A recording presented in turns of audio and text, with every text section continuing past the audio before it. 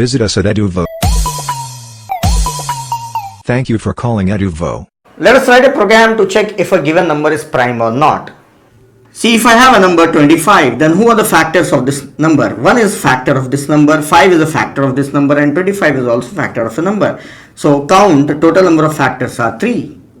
If I have a number 16, then who are the factors? 1 is a factor for this one, 2 is also a factor, 4 is also a factor, then 8 is also a factor, and 16. So total 5 factors are there. Now if I have a number 17, then who are the factors for this one? 1 is a factor and 17 is a factor. So the count is only 2. So that's it. If a number is having only 2 factors, then it's a prime number. So already we have seen how to find the factors of a number. So instead of displaying the factors, we will count how many are there. So I can just write on the simple logic here. I will maintain one counter and initially it is 0. Using a loop, already we have found the factors of a number. So I will write on that same loop for integer I assign 1, I is less than equal to n and I plus plus. And every time we check that if that number is getting exactly divided by I, then it is a factor. So instead of displaying factor, just we will do count plus plus. And outside this loop we check that if count is equals to 2, then Cout it's a prime. Otherwise it's not a prime. Else Cout not a prime. See, already we have written the code for displaying factors. So in this block, instead of displaying them, I am just counting. If finally the count turns out to be 2, then it's a prime number. Otherwise it's not a prime number. So prime number will have only 2 factors, the number itself and 1. Let us write a program to display a multiplication table. I will take n and I will ask for what number you want a multiplication table. So enter a number, then C in n. Using a for loop, I can easily display this one. I assign 1 and I is less than or equal to 10, I plus plus. Now inside this, as already we have seen this, what I have to write, n multiplied by, for multiplication I am using symbol x here, with I and equal to I into n, I multiplied by n, then also and L for the next line. That's it. So this will ask enter a number and based on that number it will display a multiplication table. Let us run the program. Enter a number 5. So here is multiplication table for a number 5. Run once again. Enter number 9. So here is a multiplication table for number 9. That's it. So this is a program for multiplication table for a given number. Now let me convert this program for finding the sum of first n numbers. Already we have seen the program in the previous video. So here I will take one variable sum and which is initialized to 0. Now using for loop, I will take integer I starting from 1 onwards and I is less than equal to n. So it will be incrementing from 1 through n. Then every time I will say sum assign sum plus I. And after the end of the loop, Cout sum of first n natural numbers is, then display sum.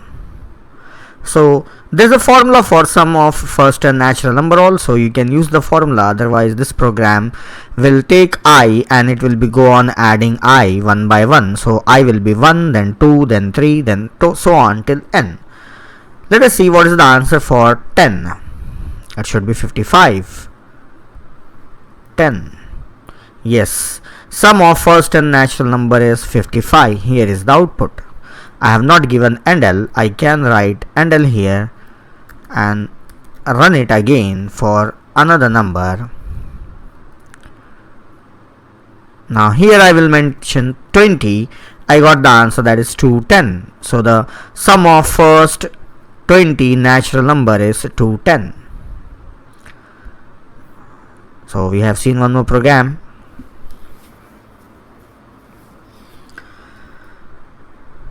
Now I will convert this program to find the factors of a given number. So for factors of a number, again I should iterate from 1 to n. So I'll remove this sum, I don't need this. Now this is the basic thing that I require. N, enter a number, and we will iterate from 1 through n. Then every time what we see is if that number is exactly divisible,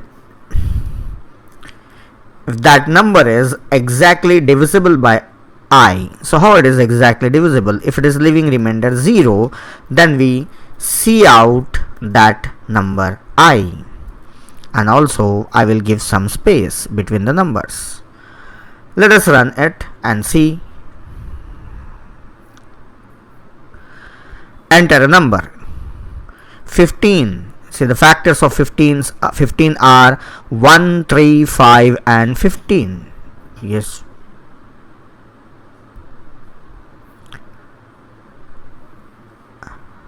(27). So the factors of 27 are 1, 3, 9 and 27. So yes, this is for finding the factors. Now even I have shown you how to find a number is prime or not. So I will take one counter, and that is I will take one counter and I will initialize to 0. The variable name is count, and whenever there is a exact division, I will try to count plus plus. Then outside the for loop, I will check if count is exactly 2, then I will say it's a prime and slash n. Else see out not a prime slash n. See, already we have discussed in a previous video that if the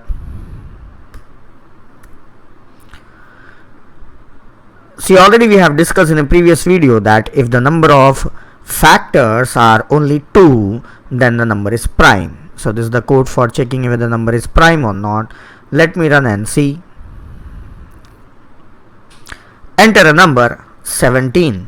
It's a prime. Perfect. Enter number 28. It's not a prime. Perfect. 2. It's a prime. Yes, it is perfect. So it's working perfectly. We are counting the number of factors of a number. If they are 2, then it's a prime.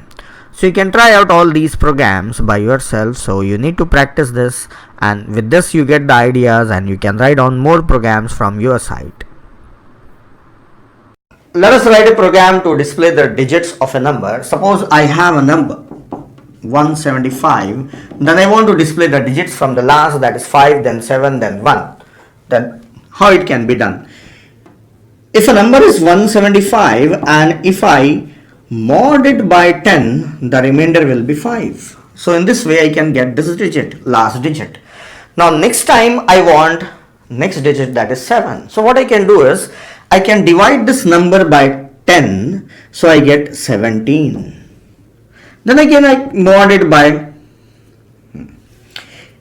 if I divide this number by 10, that is integer division, I will get 17. Actually I get 17.5 something, but I want integer division, so I get 17. Then again 17 mod 10 gives me 7. So in this way, if I repeatedly do it, then I can get all the digits of a number, 5, then 7 and so on. Number is 175. Now first what I will do is this 175 mod 10. So what I get is 5 remainder. So this is a remainder. So how I am getting a remainder, that is n mod 10, we get a remainder. Then 175 divided by 10, we get 17. So we will change the number by dividing it by 10. So we get 17 here. So next time the number is 17 now, then 17 mod 10, we will get the remainder, that is 7. So this is how we can get the remainder. Then 17 divided by 10, we get answer as 1.7, but it is integer division, so we get 1. Then this 1 mod 10, anything divided by 10, what is the remainder? See, 1 divided by 10 is 0 times, but the remainder is 1. So remainder will be 1, and 1 divided by 10, it cannot get divided because it is less than 10, so the answer is 0. So we will stop when the number has become 0. So we will performing these two steps over a number, that is taking a remainder and dividing the number repeatedly until the number becomes 0. Every time we get these remainders, so that is 5, 7 and 1. We will display them. Here I will write on the code N and R, I need it. Then C out, enter a number, take a number, then C in, accept a number. Then what I have to do is go on taking remainder and divide the number. So remainder assign n mod 10 and display remainder and change the number by dividing it by 10. So this I have to go on doing it. Now the question is how long I should do this once. I don't know how many times I have to repeat, so it is not counter control, but I have to repeat as long as the number is not becoming 0. I should stop when the number becomes 0. So this cannot be written using for loop. This can be written easily using while loop, while the number is not equal to 0. So it should stop when the number becomes 0. So these two statements, I have written them in a loop repeatedly, and every time the remainder I am displaying. Let us write a program to find the sum of the digits of a given number. Suppose I have a number here. What I want is, I want 1 plus 7 plus 5. The digits of this number should be added and the result is 13. So I should get the answer as 13. So how it can be done? Already here we have a piece of code for, already I have a code here for displaying the digits of a number. So instead of displaying them, I want to add them. So how it can be done, I will show you here quickly. Number is 175. So we know that remainder we are finding it by n mod 10. And also we were dividing the number, that is n is n divided by 10. So I want one extra thing, that I have to take these digits one by one and store it in sum. So let us try it. That is 175 mod 10 gives us 5. Then this 5 should be added. I will have one variable sum, let us say whose value is 0. 0 plus this 5, and I should get the result in sum again. So this should be written as sum assigned with sum plus remainder. Then the number 175 should be divided by 10 and the result is 17, that is stored in n. Continue this process. Now 17 should be mod by 10 and the result is 7. Then this 7 should be added to sum. So what is sum right now? 5 plus 7 is 12.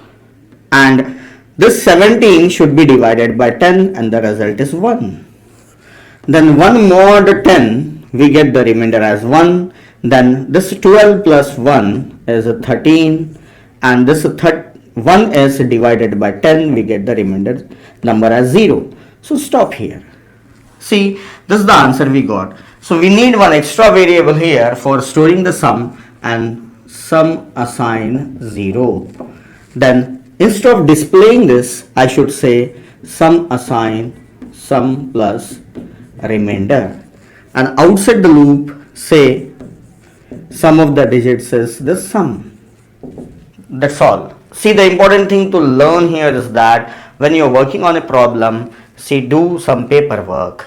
So that will help you get the logic, then you can convert it to a program. So if you do a tabular work, then based on that what statements you are performing, you can write them programmatically here, and these statements you can put them in a loop and that becomes a program.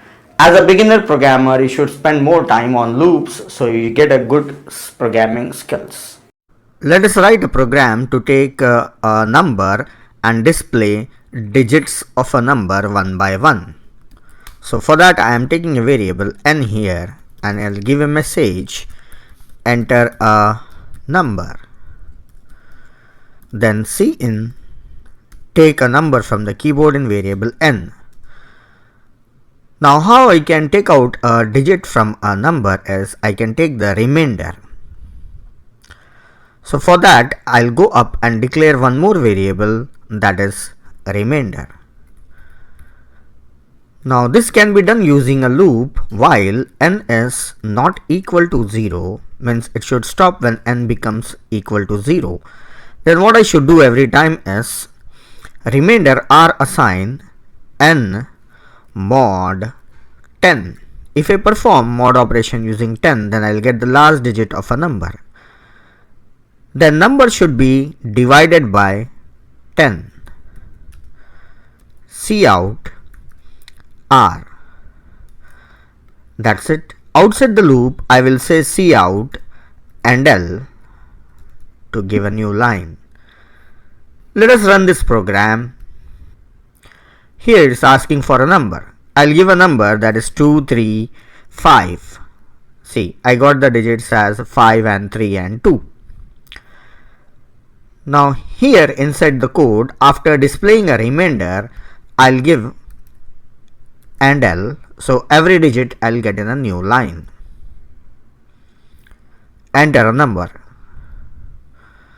873. So I'll get 378. So I'm getting individual digits of a number. So it is starting from the last digit. Next, so this is a program for displaying digits of a number one by one starting from the last digit. Instead of displaying digits, what I'll do is I'll add all the digits of a number. So for that I should declare one variable sum, and that is initialized to 0, and every time I should store r in sum. Then at the end of loop I will say sum. I'll just display sum. Let us see what I'll get. If a number is 2, 3, 5, then the sum of these digits is 2 plus 3 plus 5 is 10. Let us see. Yeah, I got the correct answer. So it is displaying the sum of the digits of a number. I'll run once again. Now I'll give the digits as 1, 2 and 9. So the sum will be 12. Yes, I got the answer as 12. So this is showing the sum of the digits of a number. Now one thing I'll do is, whenever I'm adding remainder, I'll multiply this sum by 10 and then add. Let us see what happens to a number. If I give a number as 134, so I got 431. It's a single number. Let us try again with another number. Now the number is 739. So I got 937. Whenever I am adding remainder, I am multiplying the sum value by 10. So this is giving me reverse of a number. So just for namesake, I will change the variable name as reverse. So this is not sum, this is a reverse of a number. So this is the logic for a reverse of a number. Now I'll give you an exercise here. You take a number and display a number in words. For example, if you are giving number 245, then it should display 245. It should display it in words, 245. So a hint here is that you can take out the last digit 5 and then 4 then and 2. So you can take out like this. So you will be, if you want, you can display those numbers in words by using switch case. So which we have already seen. So whatever the remainder you are getting, you can say case 1 then cout 1 and break. So like this you can make cases for all the digits, so it will display a word for each digit. But the problem here is that if I do it in this loop, then I'll be getting the digits from the back side. Then what I should do? I should reverse the number and then again take out digits of a reverse number and display it in words. So this is an exercise for you and you can try this program by yourself. Let us write a program to find the GCD or greatest common divisor of two numbers. Suppose I have two numbers, m is 30 and n is 21. Now let me repeat how we can, let us relearn that how GCD can be found for two numbers. So if I have two numbers m and n, what we can do is, out of these two numbers, whichever number is greater, see this 30 is greater and this is smaller, so subtract smaller number from the greater number. So this becomes 30 minus 21, this is 9 and this is 21. Now we have 9 here. Now 9 and 21, which is greater? This is greater, so subtract the smaller number from that one. 21 minus 9 gives 12 and this is 9 only. Still this number is smaller and this is greater, so subtract smaller number from the greater number. So this is 12 minus 9 is 3 and this is 9 only. Now this time this is greater and that is smaller, so subtract 9 minus 3 is 6 and this is 3 only. This is 3 as it is. Now 6 and 3, this is greater, so 6 minus 3 is 3 and this is 3. So now we have reached a stage where both the numbers are equal. So therefore this is the GCD, that is greatest common divisor or highest common factor of two numbers. So the common factor of 30 and 21 is 3. So the procedure is, you have to subtract the smaller number from the greater number. Whichever is greater, whichever is smaller, check it and subtract it. So you have to go on doing it until both the numbers become equal. At least they will become equal to 1. If you are taking two prime numbers, then they will reduce down to finally 1. So you have to continue the procedure as long as these two are different. When these two becomes equal, we should stop. So now right now m is 3 and n is also 3, so we should stop. So here I write on the program, I need two numbers m and n. So we will take two numbers from keyboard, enter two numbers, enter two numbers, scene m and n. Now what I should do is, if m is greater than n, then from m subtract n and store the result in m only. Else, if n is greater than m, then from n subtract m and store the result in n only. So these two statements I have to go on repeating. How long? While m is not equal to n. So where I should stop? When they are equal I should stop. So how long I should continue? As long as they are not equal I should continue. So once they are equal it will stop, and here I can display GCD of two numbers, that is m. So there are a lot of programs that you can do, and some of the programs are in exercises, so do those by yourself. Let us write a program to find GCD of two numbers. For that I am taking two variables m and n. Then cout I will say enter two numbers, enter two numbers. Then cin taking two numbers m and n. Now logic already we know how to do that, so we have to go on subtracting either n from m or m from n until they both becomes equal. So while m is not equal to n, if m is greater than n, if m is greater value, then from m subtract n and store the result in m only. Else if n is greater than m, if n is greater number, then in n subtract m from n and store the result in n. Once they become equal we will stop. So if they are not equal we will continue. If they are not equal, this condition will be true. If they are equal, the condition will be false and loop will stop. And after this loop we will say cout. Now either m or n, both of them are having the answer.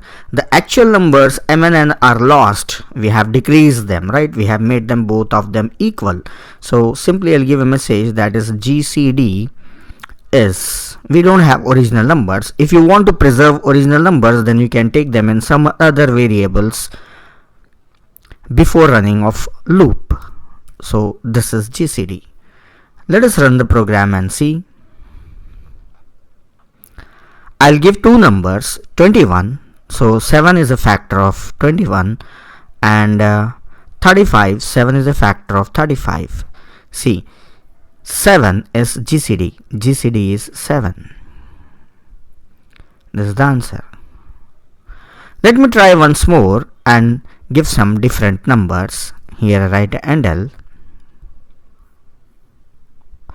Now here two numbers. I'll give 9. So factor is 3. 21 factor is 3 as well as 7. So the common highest factor is 3. So yes, GCD is 3. That's it. You can try this program by yourself. Here is an exercise program that you have to write. This program is from the user and you have to reverse it and check. After reversing, if the number is same, then it is called as palindrome. You have to check whether a given number is a palindrome or not. So here I'll show you how the program should run and what should be the input and what should be the output. And even the program file is given as PDF, so if you face any difficulty in writing the program, you can check that program code. Yeah, let me run the program for checking whether a number is a palindrome or not. I'll run the program. Here is asking for any positive number, so I'll give the number, that is 1, 2, 3. So it will reverse the number. So reversing 3, 2, 1 is not same as 1, 2, 3. So number is, the reverse of a number is 3, 2, 1 and the number is not a palindrome.